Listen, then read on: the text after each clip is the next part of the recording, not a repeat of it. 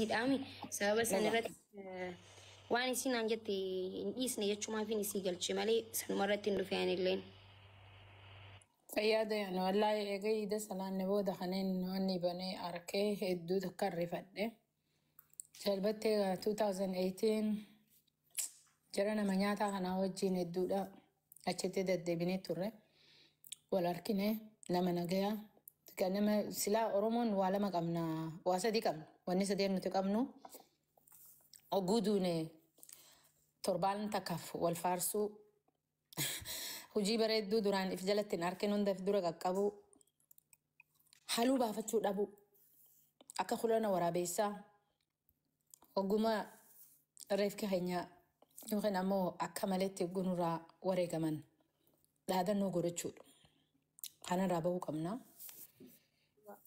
أنجما خيان كايرو فولي لميسا إغلمو قبان جامالي في أكا يولاليتي نودبرو ديدي نغياس جنة حركة بانني نياتلمني خينياس جنة جنا دابنيتي حرمني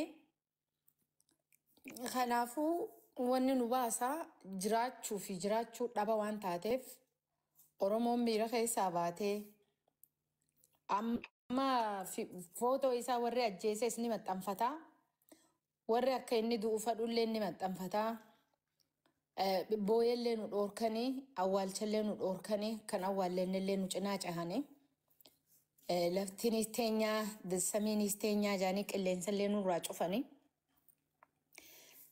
جوليك أيرون سلابيتي بود إسانو ماركته هفتي إسني رات أبا مود أف إسني قباني جراني واني موتما أوروموتي جتاني أغرتي yeroo takka takka dhugaa nutilleen dhiigaatu agartee dandachi muraniin dhiiguu hidda muranii dhiigaa yennee nutilleen hedduudha reefka kana torba gara gaggalchine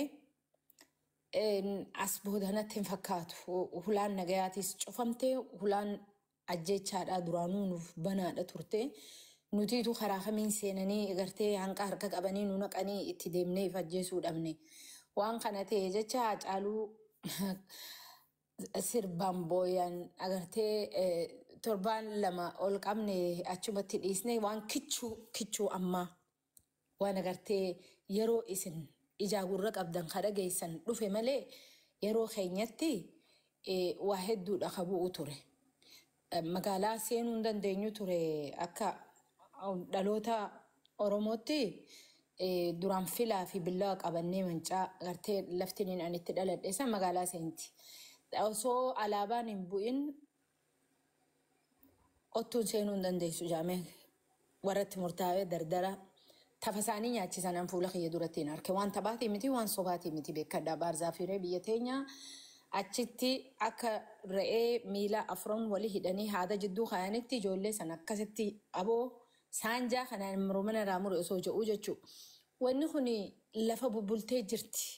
Qaroon keenya ajjeefamuu qabaa murteessanii jiran ifaa isinii dhaamsanii akka jireenyi Oromoodhaaf deebi'ee hin ifne itti waan muratanii jiraniif hamaan hamadayaa waraabeessi ilaalaman qabu waraabeessi si nyaata bineensi bineensuma addan qabu culullee haa ta'u bofa lafa deemu haa ta'u waraabeessa miila lafarra shorreessu haa ta'u waan kana ta'e jecha ana akka khiyyaan qeyroo fuulli lammeessaa eegalamuu qabaan jira hayyuu fi hayyittiinis bakka jirtanii kaatanii miidiyaa kana nutilleen akkuma isaanii akka galaanaa irra dhangalaanee kudhanaa cufanii soddomaa bananii cufaan barsiisnee qabalaan barsiisnee dhawaan barsiisuudhaan fedhaan akka nama tokkootitti jechuudha yoo kanan taane immoo gabrummaaf mataa qaqqabdanii Oromummaa gurgurtanii taa'uudhaa jiraan jaa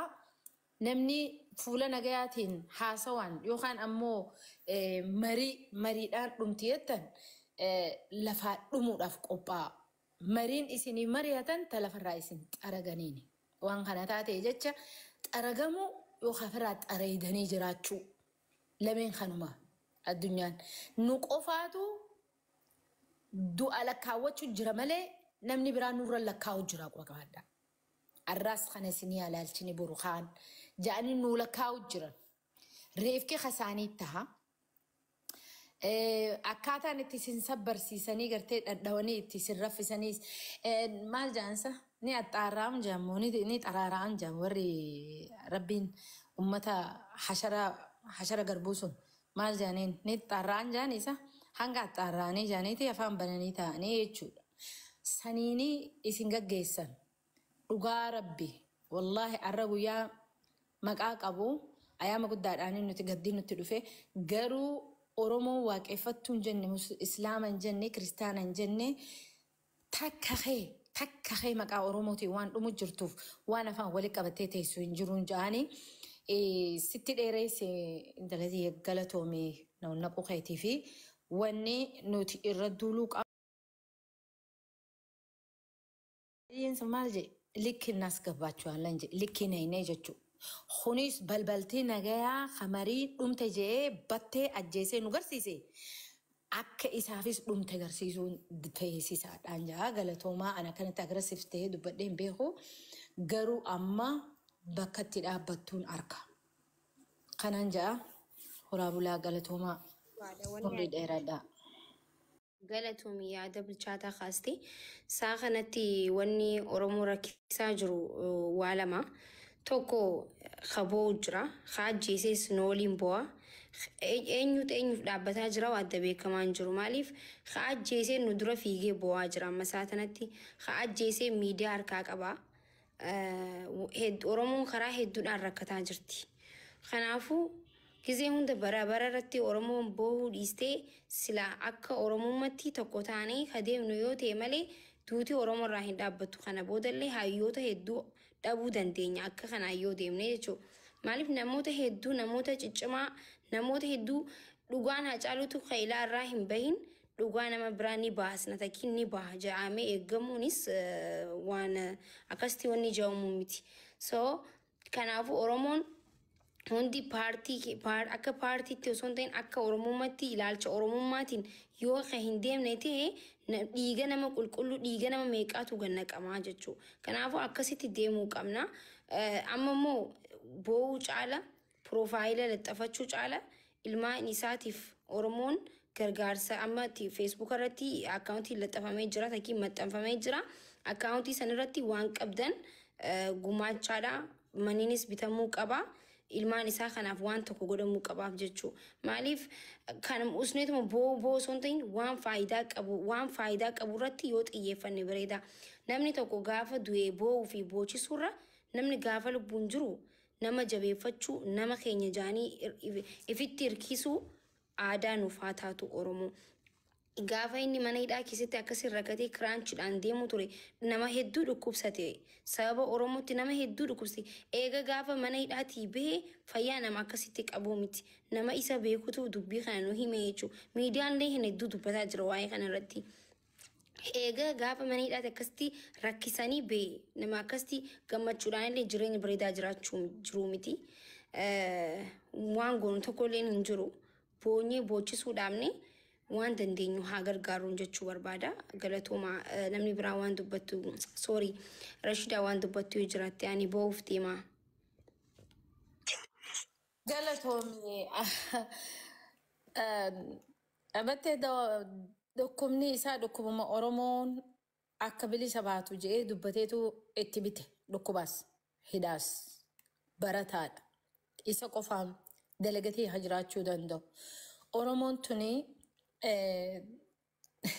ilmaan isaa guddisuu hogguu abbaa irraa ajjeesan agartee nuti karaa du'a irratti wal yaamuudhaaf qofa osoo hin taane akka sagalee guddootti wanni kun arkamee fuula durallee deemamu maqaa adda addaatiinis akkaawuntii bananii akka uummanni illee kana keessa warrummaan ajjeesan illee gurratu akka nuti hin taane kallattiidhaan karaa itti guuramu godhaa.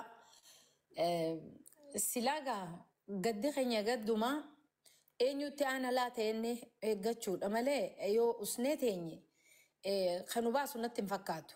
Ilmaan isaa guddisuudhaaf namoota hedduudhaatu qophaawa inshaallah.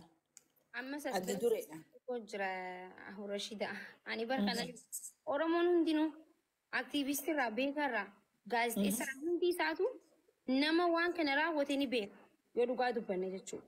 Oromoon hundinuu eenyutu ajjeesee ni beena hundi keenya yoo dhugaa dubbanne jechuudha. Qaama kamtu kana hojjetaa jira qaama kamtu reefki tokko namni tokko harka namaatiin ajjeefamee hanqa darbameetti akkamitti osoo qorannoon hin godhaminiif reefki sun bar sila seera biyya alaa biyya gudguddatti qorannoo